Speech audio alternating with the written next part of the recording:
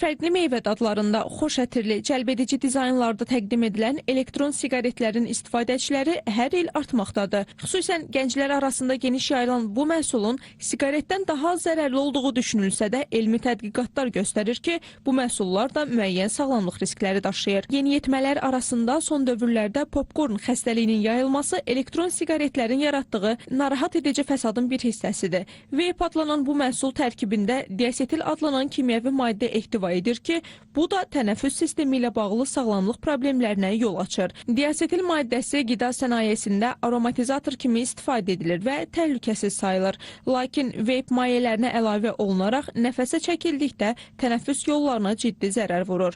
Elə sözü gedən popkorn xəstəliyi də diasetilin tənəffüs yollarına nüfuz etməsi ilə yaranır. Bu xəstəliyin təsiri ilə ağciyərlərdən gələn xırıltı səsi popkorn xırıltısını xatırlatdığı üçün onun adı məhz belə adlanır. Popkorn xəstəliyi quru öskürək, nəfəs darlığı, döş qəfəsində ağrılar, halsızlıq və bəzən yüksək temperatur ilə müşahidə olunur. Lakin zamanla vəziyyət pisləşir, ağciyərlərdə geriyə dönməz dəyişikliklər baş verir. Son illər aparılan tədqiqatlar göstərir ki, dünyanın bəzi ölkələrində böyüklərlə müqayisədə gənclər və yeniyetmələr arasında elektron siqaretlərin istifadəsi daha yüksək səviyyədədir və Ümumdünya Səhiyyə Təşkilatının məlumatına əsasən dünyanın bəzi regionlarında 13-19 yaşlı gənc və yeniyetmələr arasında vape'dən istifadə 2017-2022-ci illərdə 2-3 dəfə artmışdır.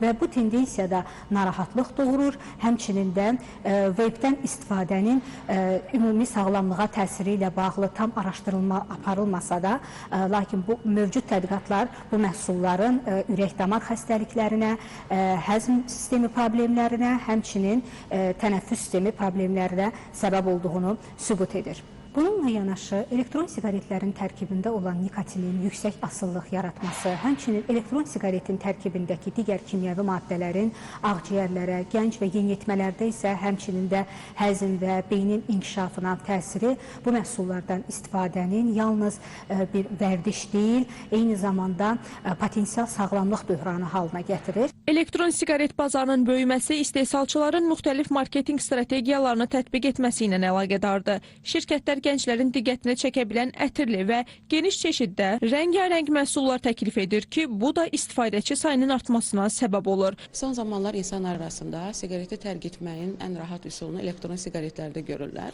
Lakin hər bir halda hər ikisi insan orqanizmasına çox ziyanlıdır. Elektron siqaretlərin tərkibində də adi siqaretlərin tərkibində olduğu kimi qətran vardır ki, bu da insan orqanizmına, yuxarı tənəffüs yollarına, ağciyərlərə birbaşa təsir göstərir. Elektron siqaretlərin tərkibində maye qətrandır ki, bu qızdırıldığı zaman insan orqanizminə buxar yolu ilə yayılır.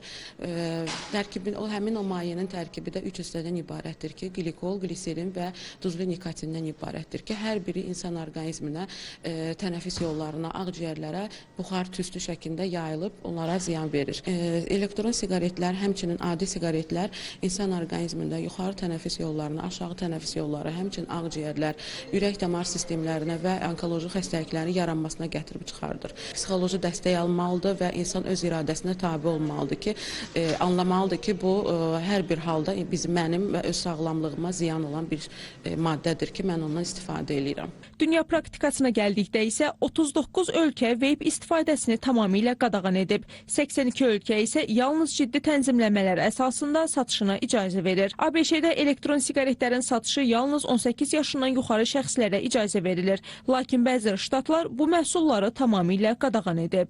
Tütün və nikotin asılılığı ilə mübarizənin ən effektiv yolu bu maddələrdən tamamilə uzaq durmaqdır. Sağlam həyat tərzi seçmək, düzgün qidalanma, fiziki aktivlik və stresin idarə edilməsi sözü gedən məhsulları tərk etmək üçün ən yaxşı yoldur.